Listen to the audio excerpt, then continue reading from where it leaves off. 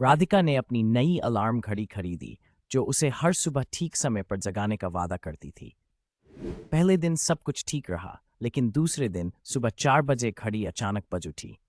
राधिका ने सोचा, शायद कोई गलती थी, लेकिन अगले दिन भी वही हुआ। अलार्म ने उसे आधी रात को जगाया।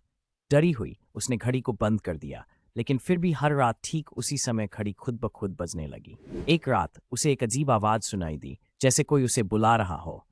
जब वह अलार्म की तरफ मुड़ी, तो घड़ी ने उसकी आंखों में झांकते हुए कहा, तुम्हें सच्चाई जानने का समय आ गया है। तभी घड़ी ने उसका दिल की धड़कन सुनकर बजना शुरू कर दिया। उस रात उसकी धड़कनें कभी नहीं रुकीं।